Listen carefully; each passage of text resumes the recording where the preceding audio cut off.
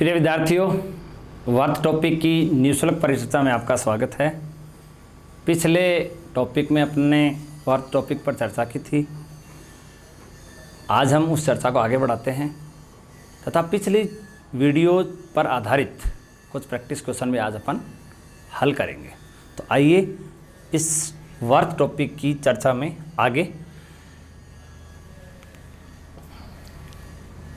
देखिए, वर्त टॉपिक पर अपन ने 2-3 थ्योरम्स पिछले वीडियो में की थी और उसी संदर्भ में अगला जो थ्योरम है जो वर्त से रिलेटेड है वो ये है कि वृत्त के केंद्र से उसकी किसी जीवा पर खींचा गया लंब उस जीवा को समद्विभाजित करता है। देखिए ये कथन क्या कह रहा है। मैं एक वर्त बना रहा हूं आप लोगों के लिए। जैसे ये वर्त बनाया और इस वर्त में जैसे इसका केंद्र है और आप इसकी कोई जीवा खींच लो। जैसे ये आपने इस वर्त की एक जीवा खींच ली, इस जीवा का नाम आपने ए बी निकाल दिया। ये स्टेटमेंट कहता है कि वर्त के केंद्र से उसकी किसी जीवा पे खींचा गया लंब, मतलब यह है कि इस केंद्र से अगर आप इसकी किसी भी जीवा पे लंब खींचोगे, जैसे ये परपेंडिकुलर मैंने इस जीवा पे इस केंद्र से खींच दिया और इस परपेंडिकुलर का नाम क्या है, OL है। OL क्या है?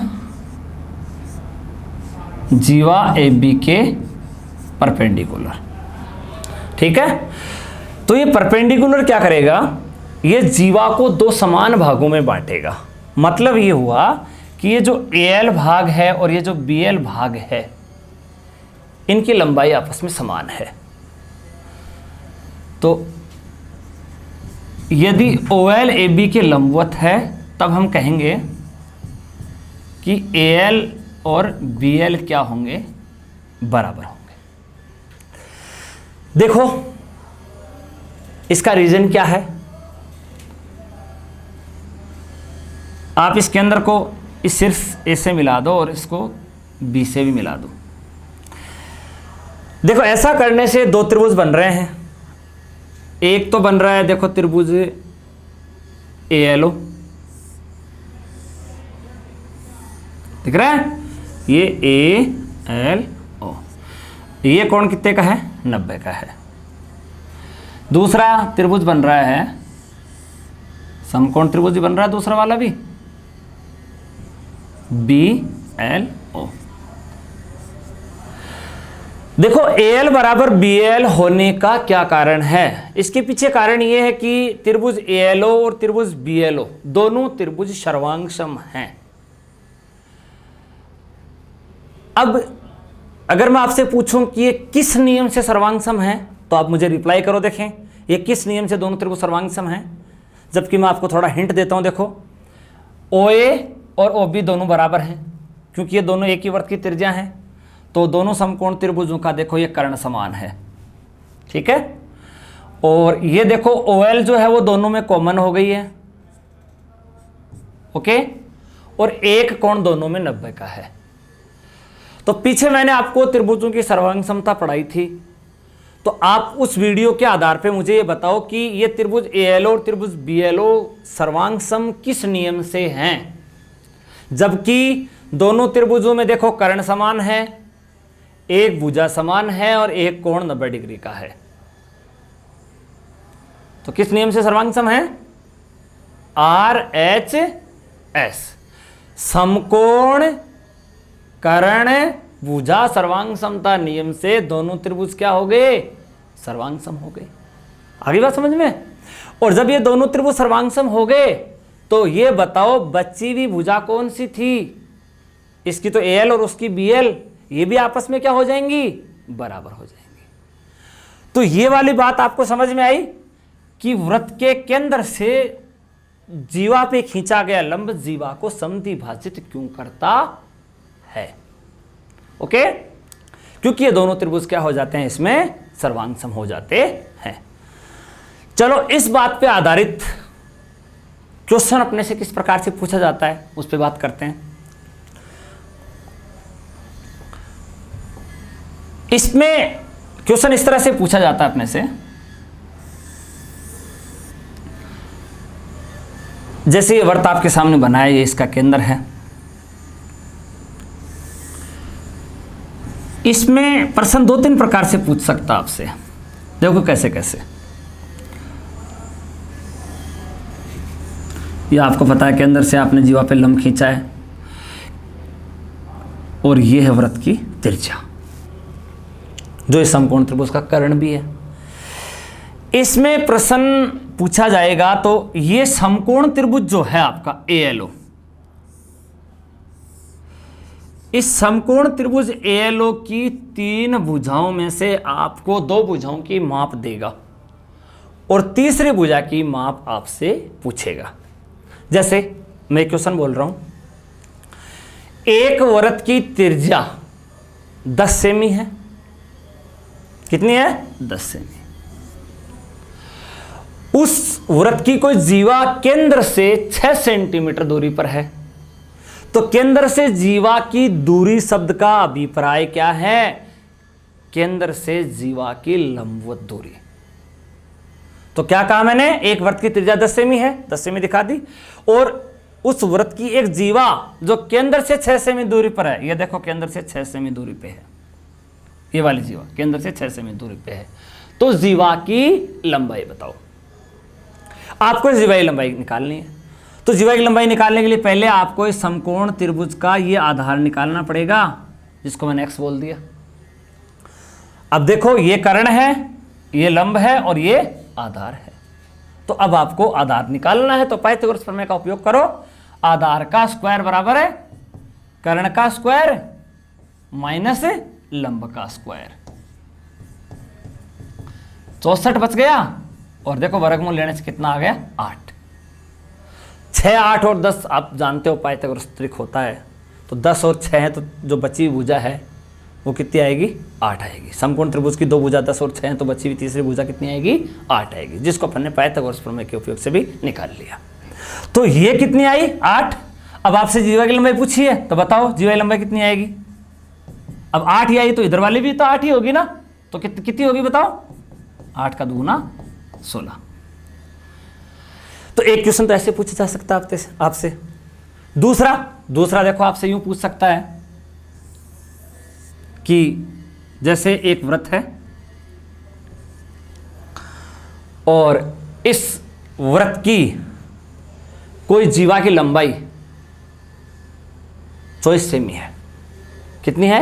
24 सेमी। ये लो,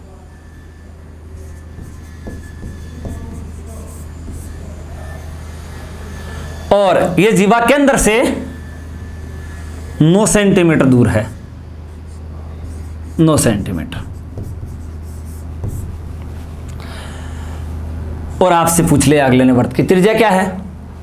ये लो, ये वृत्त की त्रिज्या आपसे अगले ने पूछ ली। तो देखो ये जीवा की लंबाई कितनी? 24, केंद्र से जीवा की दूरी कितनी है? 9। अच्छा, तो ये बताओ मेरे को, ये दोनों भाग बराबर होंगे ना, AL और BL? ये पूरी कितनी है? 24। तो ये बताओ कितनी हो गई?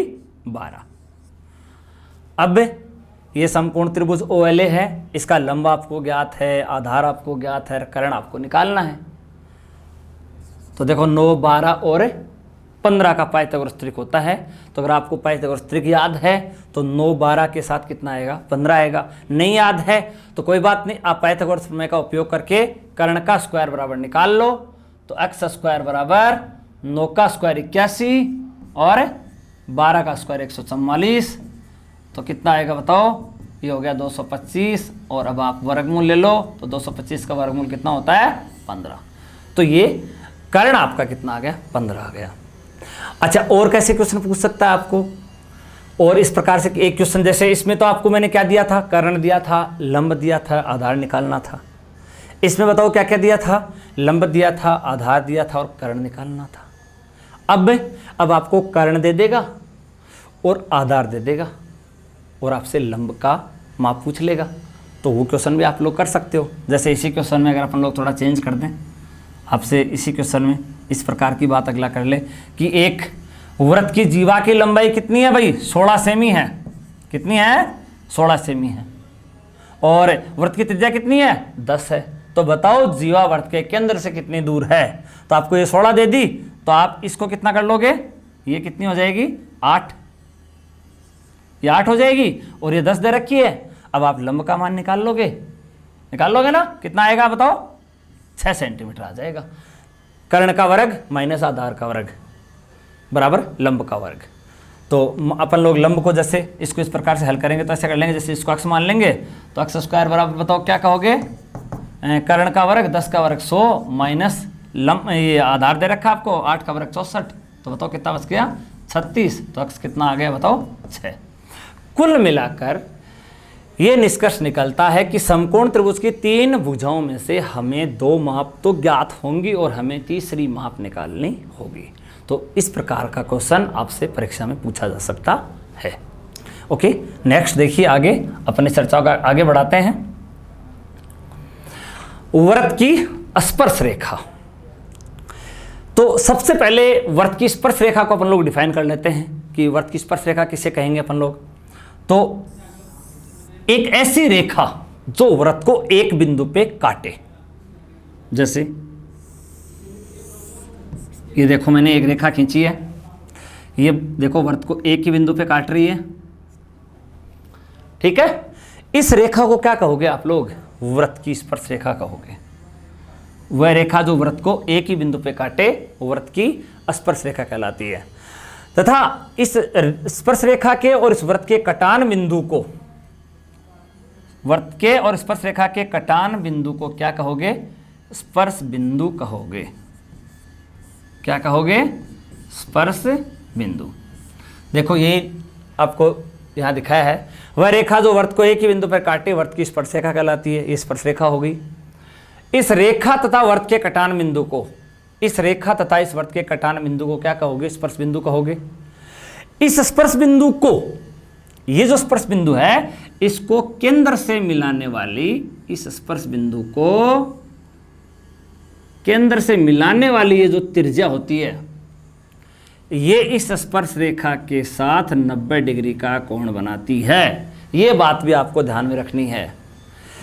क्या बात है, ये स्पर्श बिंदु को केंद्र से मिलाने वाली त्रिज्या वृत्त की स्पर्श रेखा के साथ क्या होती है, 90 डिग्री का कोण बनाती है। ये बात आपको ध्यान रखनी है। देखो ये लिखा है, इस स्पर्श बिंदु को वृत्त के केंद्र से मिलाने वाली त्रिज्या स्पर्श रेखा की क्या होती है, लंबवत होती है। अब देखो इसमें आपको हम और बात बताएं, क्या कह रहे हैं, देखो वृत्त की परिधि पर स्थित किसी बिंदु पर, वृत्त की परिधि पर स्थित किसी एक बिंदु पर एक ही स्पर्श रेखा खींची जा सकती है।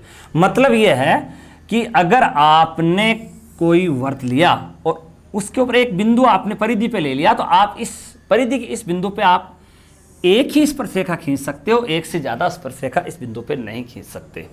अगर बिंदु वृत्त के अंदर ले लिया तो इस बिंदु से आप वृत्त पर कोई भी स्पर्श रेखा का निर्माण नहीं कर सकते।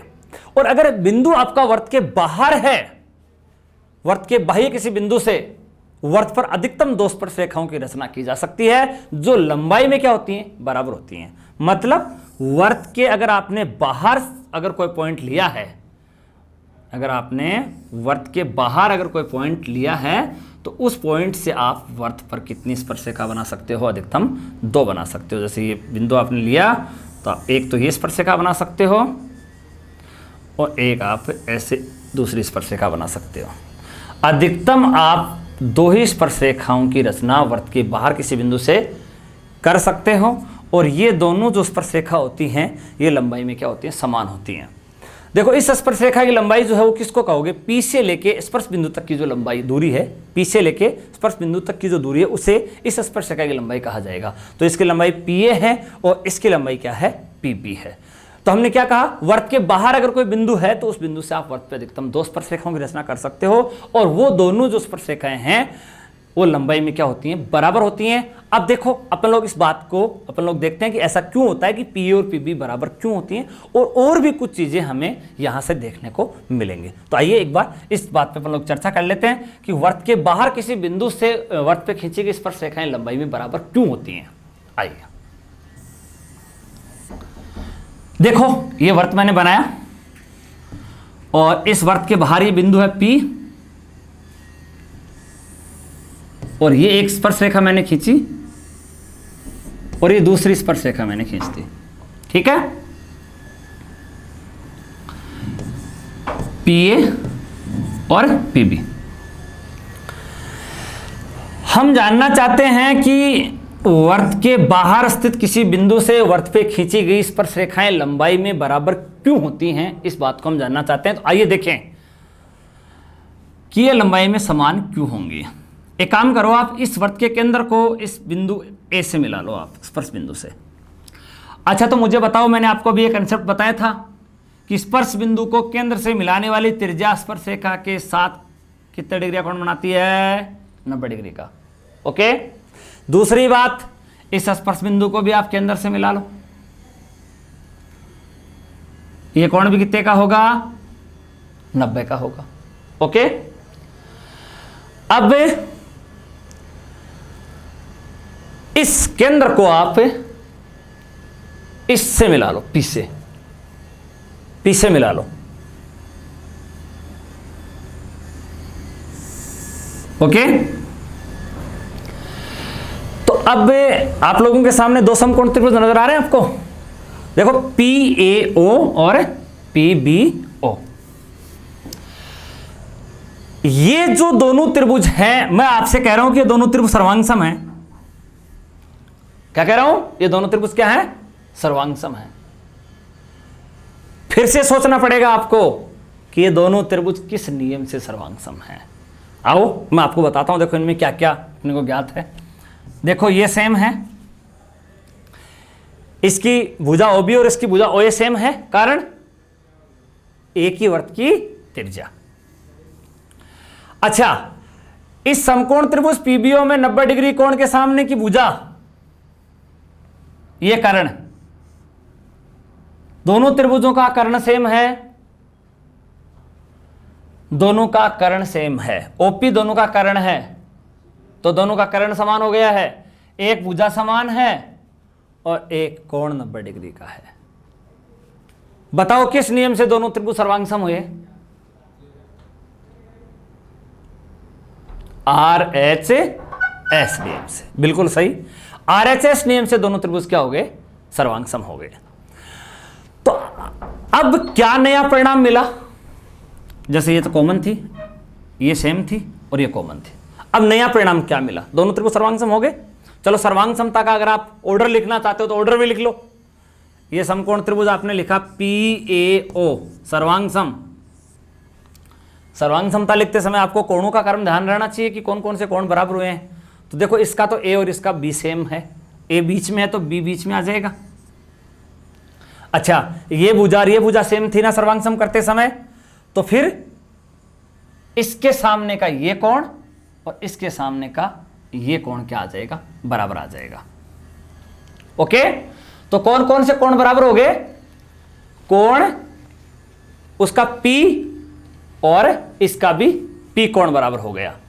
और बताओ, और कौन सा कोण बराबर हुआ? उसका O और इसका भी O कोण बराबर हो गया। तो P दोनों का सेम हो गया और O दोनों का सेम हो गया। आगे बात समझ में? तो PAO त्रिभुज किसके सर्वांगसम हुआ? PBO त्रिभुज के सर्वांगसम हुआ। तो बताओ क्या क्या परिणाम मिले? PA बराबर PB, ये नया परिणाम मिल गया आपको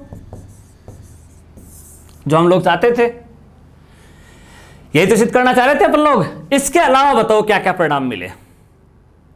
इसके अलावा देखो, इस त्रिभुज का O कोण और इस त्रिभुज का O कोण सेम मिले, मतलब ये कोण इस कोण के बराबर मिला, ये कोण इस कोण के बराबर मिला, ये कोण इस कोण के बराबर मिला, ये पहले से सेम था। यहां आप लोगों को एक चीज नजर आ रही है कि जब ये कोण और ये कोण सेम है, ये कोण और ये कोण सेम है, इसका मतलब ये जो OP रेखा है, ये कोण APB का भी अर्धक है और कोण AOB का भी अर्धक है। ये OP रेखा कोण APB और कोण AOB दोनों का ही क्या है? अर्धक है। तो ये बात भी आपको यहां से अच्छे से समझ में आनी चाहिए। अच्छा, एक बात और देखो, ये जो चतुर्भुज आपको दिख रहा है PAOB, इस चतुर्भुज के अंदर इन कोणों का योग कितना है बताओ? A और B का योग कितना है? 180 है। तो फिर इसका और इसका योग भी कितना होगा? 180 होगा। इसका और इसका योग भी 180 होगा, इन दोनों का, और इन दोनों का भी 180 है। तो मैंने आपको बताया था पिछली क्लास में कि एक ऐसा चतुर्भुज जिसके सम्मुख कोणों का योगफल 180 डिग्री हो, कैसा चतुर्भुज कहलाता है बताओ? चक्रीय चतुर्भुज कहलाता है। तो ये जो चतुर्भुज है PAOB, ये कैसा चतुर्भुज है? चक्रीय चतुर्भुज है। अर्थात इसके चारों शीर्षों से हम एक वृत्त गुजार सकते हैं। PAOB चारों बिंदुओं से गुजरने वाला एक वृत्त खींचा जा सकता है। आगे बात समझ में? तो यहां क्या सीखा? त्रिभुज PAO और त्रिभुज PBO सर्वांग सम हुए। क्यों हुए? RHS नियम से। कौन से नियम से? RHS नियम से। दोनों का कर्ण सेम था, उभयनिष्ठ होने के कारण। ये भुजा एक सेम थी त्रिज्या होने के कारण, और एक कोण 90 का था, इसलिए दोनों त्रिभुज सर्वांग सम हुए। सर्वांग सम हुए तो इनकी सर्वांग समता को अपन ने लिखा, और लिखने के बाद हमें जो परिणाम मिले वो मिले, नए परिणाम मिले कि PA बराबर PB, और इसका कोण P बराबर कोण P, और इसका कोण O बराबर कोण O। ये परिणाम हमें नए परिणाम मिले, और इन परिणामों से ये देखा कि OP जो है वो इस कोण APB का भी अर्धक है, और OP जो है वो इस कोण AOB का भी अर्धक है। अब इसमें देखो क्वेश्चन कैसे बना सकता है अगला। जैसे आपको इसी प्रकार का ये चित्र दे दे और आपसे अगला कहे कि भाई ये जो कोण है ये कोण आपका 80 डिग्री का है। कितना है? 80 डिग्री का है। तो आप ये वाला कोण बताओ, सिर्फ ये ऊपर ऊपर वाला, ये वाला कोण आपसे पूछ ले। ये नहीं पूछा आपसे, ये सिर्फ ऊपर का कोण आपसे पूछ ले, तो बताओ कैसे निकालोगे? या तो आप ऐसे निकाल लो कि इस 80 का ये आधा होगा 40, तो 40 और 90 और 40 130, तो ये पीछे कितना बच गया? 50। या आप ऐसे कर लो कि ये 80 का है और ये पूरा कितना है? ये फिर 100 का हो जाएगा बताओ, क्योंकि इनका योग 180 होता है ना, तो ये 80 का तो ये 100 का हो जाएगा, और फिर 100 का होने के बाद ऊपर वाला और नीचे वाला क्या होंगे? बराबर होंगे। ये बात हम लोग देख चुके हैं। तो कितने कितने के होंगे? 50-50 डिग्री के ये कोण हो जाएंगे। तो एक क्वेश्चन आपसे इस प्रकार का इस बात पे पूछा जा सकता है। और क्वेश्चन कैसे पूछता है इस पे आधारित? तो देखिए, और जो इस पे आधारित जो क्वेश्चन है वो ऐसे पूछ सकता है। देखो आपसे यूं क्वेश्चन पूछेगा आपसे कि एक वृत्त की त्रिज्या 25 सेंटीमीटर है। कितनी है? 25 सेंटीमीटर। और उस वृत्त के केंद्र से, एक वृत्त की त्रिज्या जो है वो आपको दे रखी है 7 सेंटीमीटर। एक वृत्त की त्रिज्या कितनी दे दी? 7 सेंटीमीटर दे दी। और उसके केंद्र से 24 सेंटीमीटर दूर एक बिंदु है। केंद्र से 24 सेंटीमीटर दूर एक बिंदु है, और उस बिंदु से इस वृत्त पे स्पर्श रेखा खींची गई है। ये लो, और वृत्त की त्रिज्या कितनी दे दी? 7 सेंटीमीटर, और केंद्र से 24 सेंटीमीटर दूर एक बिंदु है, और उस बिंदु से वृत्त पे क्या खींची गई है? स्पर्श रेखा खींची गई है। आपसे अगला पूछेगा कि भाई इस स्पर्श रेखा की लंबाई बताओ। तो एक बार पुनः है आपको पाइथागोरस प्रमेय का उपयोग करना होगा। इसमें कोण 90 डिग्री का है। ये क्या होगा? कर्ण। ये क्या होगा? लंब। और ये क्या होगा? आधार। आपको इस प्रकार के प्रश्न में भी क्या करेगा? लंब, आधार और कर्ण, तीन में से 2 चीजों की माप देगा, और तीसरी माप का मान आपसे पूछेगा। आप पाइथागोरस प्रमेय का उपयोग करके आप लोग 2 मापों की सहायता से तीसरी माप का मान ज्ञात कर सकोगे। चाहे क्वेश्चन किसी भी प्रकार से बना दे, जैसे इस क्वेश्चन को आप लोग इजीली हल कर सकते हो। इसमें आपसे आधार पूछा है, तो आधार ये जो दूरी है वो 24 की बजाय कितने ले लेते हैं अपन, 25 ले लेते हैं। ठीक है, और ये आपसे पूछ लिया अगले ने, आधार आपसे पूछा है, कर्ण आपको पता है, लंब आपको पता है। बोलो आधार का स्क्वायर बराबर, या तो आपको 7 और 25 के साथ जो पाइथागोरस ट्रिक आता है वो आना चाहिए, तब आप डायरेक्ट बता दोगे। तो 7, 24 और 25 का होता है। और अगर नहीं आता तो कोई बात नहीं, आप लोग पाइथागोरस प्रमेय का उपयोग करके निकाल लो। आधार का स्क्वायर बराबर कर्ण का स्क्वायर 25 का स्क्वायर 625 माइनस लंब 7 का स्क्वायर 49, कितना आया बताओ, 576। और अब आप लोग x का मान निकाल लो, कितना आ जाएगा, इसका वर्गमूल ले लो, कितना आएगा 24 सेमी। तो इस प्रकार की क्वेश्चन भी आप लोग इजीली कर सकते हो। 3 में से 2 देगा और तीसरी माप आपसे पूछेगा। जैसे मैं आपको ये अब इस क्वेश्चन में ऐसे चेंज कर दूं, ये 24 दे दूं, ये 25 दे दूं, ये पूछ लो तो आप बता दोगे, लंब का मान निकालना होगा 7 आ जाएगा। या कैसे पूछ सकेगा आपसे, जैसे आपको जैसे लंब का माप दे दिया, आधार का माप दे दिया और कर्ण पूछ लिया, तो पाइथागोरस प्रमेय आपको को यूज करनी आनी चाहिए, तब आप किसी भी क्वेश्चन का उत्तर दे सकोगे। आगे बात समझ में? ओके, चलो अब अपन जो पिछली क्लास में जो बात हुई थी उस पे कुछ क्वेश्चंस करेंगे। उससे पहले एक छोटी सी बात अपन लोग और पढ़ते हैं। कॉन्सेंट्रिक सर्किल किसे कहेंगे? सकेंद्रीय वर्त। सकेंद्रीय वर्त किसे कहेंगे? 2 या 2 से अधिक ऐसे वर्त जिनका केंद्र एक ही जगह हो परंतु त्रिज्या अलग अलग हो। सकेंद्रीय मतलब केंद्र एक जगह होना चाहिए और सबका केंद्र एक ही जगह होना चाहिए और त्रिज्या क्या होनी चाहिए? अलग अलग होनी चाहिए। ऐसे वर्त क्या कहलाते हैं? सेकेंडरी वर्त कहलाते हैं। देखो लिखा है 2 या 2 से अधिक ऐसे वर्त जिनका केंद्र एक हो परंतु त्रिज्या अलग अलग हो, सेकेंडरी वर्त कहलाते हैं।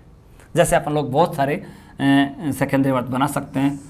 एक ही केंद्र होना चाहिए, जैसे केंद्र यहाँ कर लो और आप लोग बहुत सारे वर्तों का निर्माण यहाँ पे कर दो, और भी आप ज़्यादा वर्त बना सकते हो। ये जो सभी वर्त हैं इनका केंद्र एक ही जगह है, परंतु देखो आप इन सब की जो त्रिज्याएं हैं वो क्या आ रही हैं? सबकी त्रिज्याएं अलग अलग आ रही हैं। ये R1 इसकी त्रिज्या, R2 इसकी और R3 इसकी, जबकि केंद्र सबका कहाँ है? एक ही जगह है। तो ये सभी वर्त कैसे वर्त कहलाएंगे? सेकेंडरी वर्त कहलाएंगे। आगे बात समझ में? केंद्र एक जगह होना चाहिए और त्रिज्या अलग अलग होनी चाहिए, सेकेंडरी वर्त कहलाते हैं। ओके, अब एक इस बात पे आधारित एक क्वेश्चन अपन लोग यहां करते हैं। देखो 2 सेकेंडरी वर्तों में बड़े वर्त की, बहुत अच्छा क्वेश्चन है, उस जीवा की लंबाई होगी। 2 सेकेंडरी वर्त बनाने हैं। सबसे पहले तो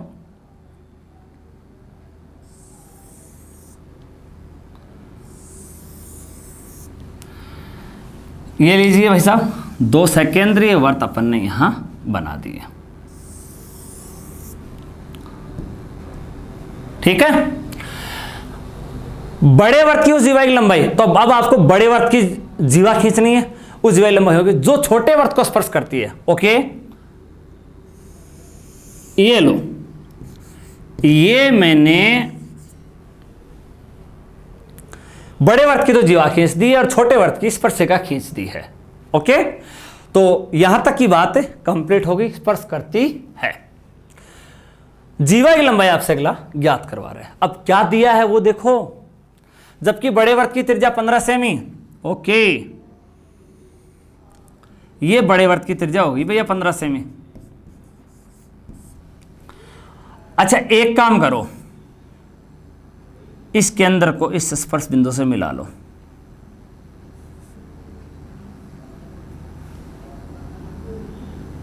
इसको किससे मिला लो? स्पर्श बिंदु से मिला लो। इसका नाम L निकाल दिया मैंने। बताओ ये कोण कितने का होगा? 90 डिग्री का होगा। छोटे वर्त के कारण, छोटे वर्त की देखो स्पर्श रेखा है, स्पर्श बिंदु को तुमने किससे मिलाया? इसके केंद्र से मिलाया। तो जो ये जो त्रिज्या है छोटे वर्त की, ये स्पर्श रेखा के साथ कितने डिग्री का कोण बनाएगी? 90 का। ओके, ये त्रिज्या कितनी दी आपको मैंने? 9 सेंटीमीटर दे दी। ठीक है, आपको इस बड़े वर्त की जीवा की लंबाई निकालनी है। तो सुनो, आप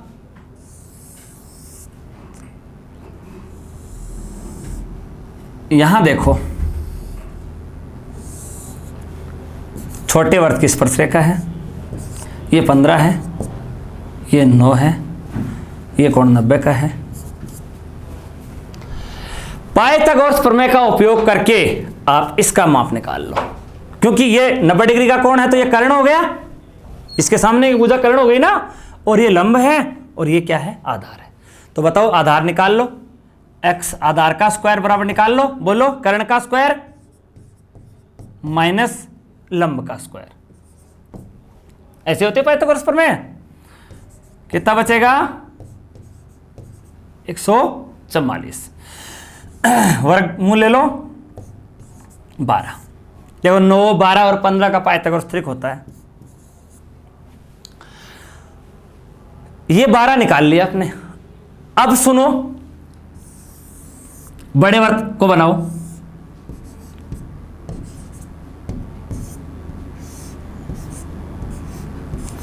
ये 90 डिग्री का कोण तो पहले ही बन चुका था स्पर्शरेखा के कारण।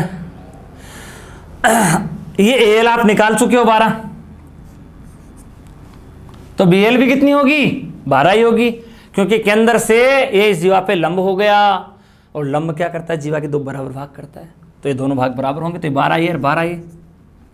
तो बताओ जीवा की लंबाई कितनी हो गई, कितनी हो गई, 24 सेमी हो गई। इसका दोगुना कर दिया आपने, 12 ये और 12 हो। आगे बात समझ में। तो ये भी एक अच्छा क्वेश्चन था। अब देखिए, पिछली क्लास में अपन ने जो चर्चा की थी उस पे आधारित कुछ क्वेश्चंस आपके सामने रख रहा हूं मैं। देखो, पिछले वीडियो पे आधारित देखो क्या क्वेश्चन है। इस चित्र के अंदर ये एक चतुर्भुज है ABCD। इस चतुर्भुज के बाहर एक वर्त बना दिया और इसका केंद्र क्या है, O है। यदि AB बराबर BC है, ओके, ये और ये सेम हैं। आपको यहां से बात को पकड़ना है कि ये दोनों बराबर हैं, तो यहां से क्या निकल सकता है। जब ये दोनों बराबर हैं तो ये समद्विबाहु त्रिभुज हो गया, और समद्विबाहु त्रिभुज हो गया तो उसकी जो बराबर भुजाएं हैं उनके सामने के कोण भी बराबर होंगे। ओके, तो इसके सामने का कोण 40 का है, तो इसके सामने का भी कितना होगा, 40 का ही होगा। अब रास्ता खुल गया, अब आगे बढ़ो। ये 40 का, ये 40 का, तो 80 हो गया योग। तो फिर ये बताओ कितना बच गया, 100, क्योंकि तीनों कोणों का योग 180 होता है। तो ये 40 40 80, तो पीछे 100 बच गया। आपको यहां तक का रास्ता मिल गया। अब पूछा क्या इसने, उस पे जाओ। कोण ADC पूछ रहा है, ADC। ओके, अरे भाई ABCD चक्रीय चतुर्भुज है, क्योंकि इसके देखो चारों शीर्ष वृत्त पे स्थित हैं। और आप इस बात को जानते हो पिछले वीडियो से कि आमने सामने के कोणों का योग कितना होता है, 180 होता है। तो बताओ कितना बचेगा, ये D, ये 100 है तो कितना बचेगा, कितना बचेगा, 80 डिग्री बचेगा। बिल्कुल राइट, ये 80 डिग्री आपका ये वाला कोण आपसे पूछा था। तो ये बहुत आसान क्वेश्चन आपके सामने रखा। और देखो नेक्स्ट और क्वेश्चन अपन लोग हल करते हैं। ये देखो एकदम से सिंपल क्वेश्चन है, अभी जो अपन बात कर रहे थे उसी पे आधारित है। ये ABCD फिर से चक्रीय चतुर्भुज है। ओके, ठीक है। तो बताओ इसका और इसका योग कितना, 180, ये कितना 120, तो पीछे कितना बच गया, 60। अच्छा, इसका और इसका योग भी कितना, 180, ये 95 है, तो बताओ पीछे कितना बच गया, 5 और 80, ऊपर वाला 85 बच गया ना। तो अक्स कितना आ गया बताओ, 85। 180 में से 95 को माइनस किया मैंने तो अक्स आ गया, और 180 में से 120 को माइनस किया तो y आ गया। तो क्या उत्तर आया, अक्स और y के क्रमशः ये मान पूछ रहा है अगला, अक्स और y के क्रमशः मान हैं। तो क्या क्या मान हो गए, अक्स का तो हो गया 85 और y का हो गया 60। तो ये वाला राइट उत्तर हो गया, अक्स का 85 और y का 60। ओके, चलो अगला क्वेश्चन करते हैं। देखो भाई इस क्वेश्चन को देखो, अक्स का मान पूछ रहा आपसे। अब अक्स यहां लिखा है देखो। अब आप एक चीज देखो कि अक्स कौन से चाप से बना है। एक्स देखो इस एसी चाप से बना है, क्योंकि एसी चाप के जो सिरे है ना ए और सी, ये देखो ये परिधि पे जा रहे हैं। देखो ये एसी चाप के, ये देखो एसी चाप के ये दोनों सिरे शेष परिधि पे चले गए। अच्छा ये बताओ मेरे को कि ऐसी चाप के सिरे केंद्र पे भी जा रहे हैं क्या? ये गए देखो AOC कोण का निर्माण कर रहे हैं। अगर आपको ये कोण मिल जाए ना AOC, तो आप अक्ष का मान बता सकोगे। तो AOC तो मिल गया, ये पूरा कोण 180 का होता है पूरी रेखा पे, उधर का 80 का, तो पीछे का कितना बच गया? 100 बच गया। अब आप वो कोण बता सकते हो। बताओ वो कोण इसका क्या होगा? आधा होगा ना, क्योंकि हमने पढ़ा है पिछले वीडियो में कि एक चाप के द्वारा केंद्र पे बनाया गया कोण उसी चाप के द्वारा शेष परिधि पे बनाए गए कोण का दुगुना होता है, मतलब केंद्र वाला दुगुना होता है, और परिधि वाला क्या होता है? केंद्र वाले का आधा होता है। तो ये कितना होगा बताओ? 50। ओके, बहुत ही आसान क्वेश्चन। चलो अगला क्वेश्चन देखें। देखो ये क्या क्वेश्चन है।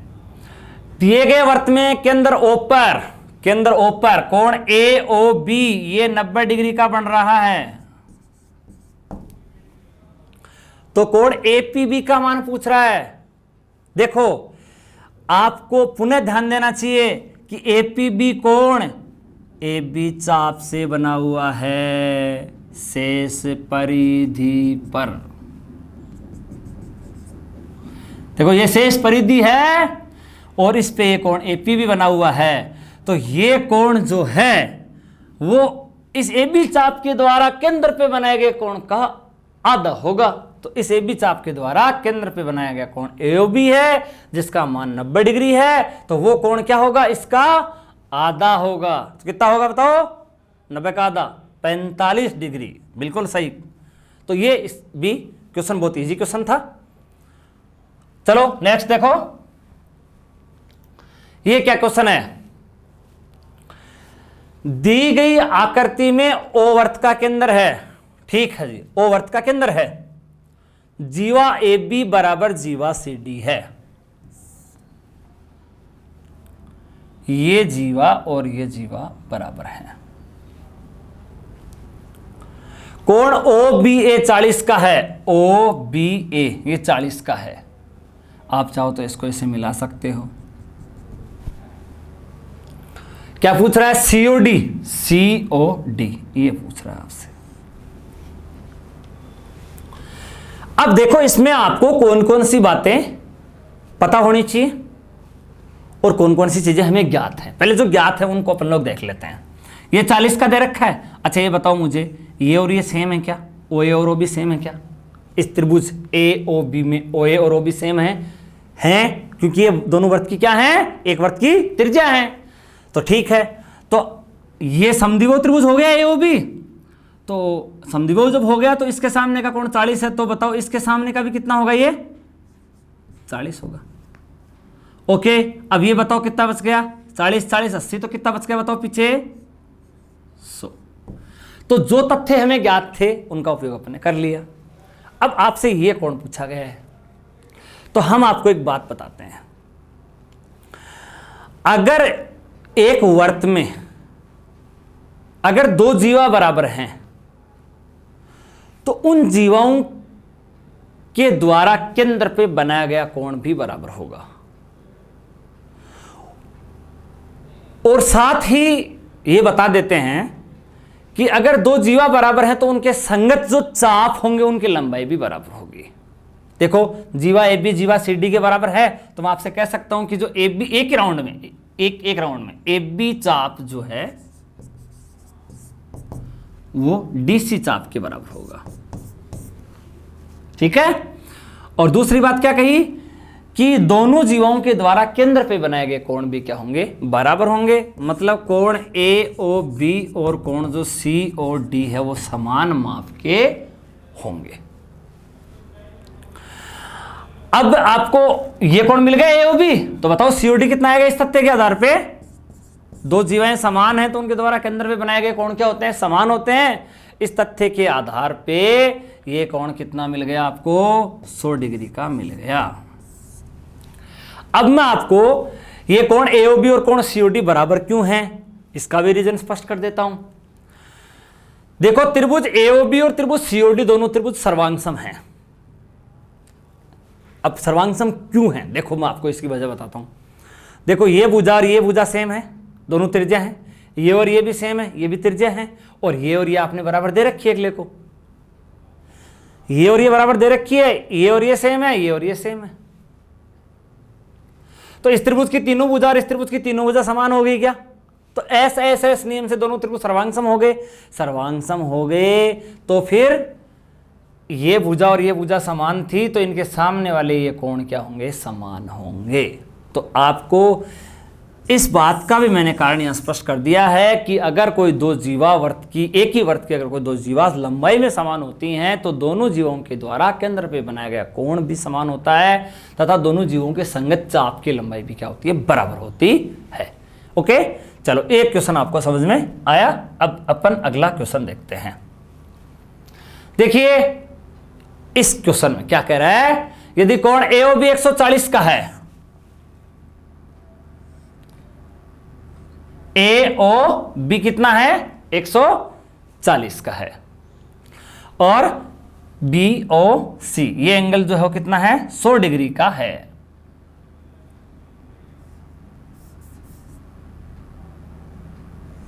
ये 100 का है और ये 140 का है।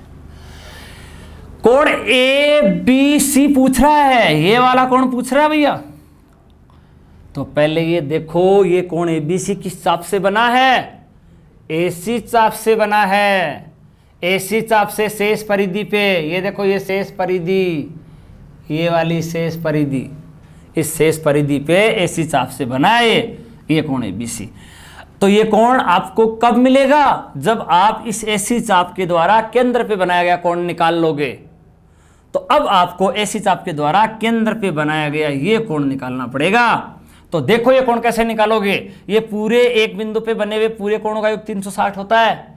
अब देखो ये 140 और ये 100, 240 तो इनका योग हो गया। तो फिर पीछे बताओ कितना बच गया? 120 बच गया। अब 120 का ये कोण आ गया, तो एसी चाप के द्वारा केंद्र पे बनाया गया कोण तो 120 का है। तो एसी चाप के द्वारा शेष परिधि पे बनाया गया कोण इसका आधा होगा।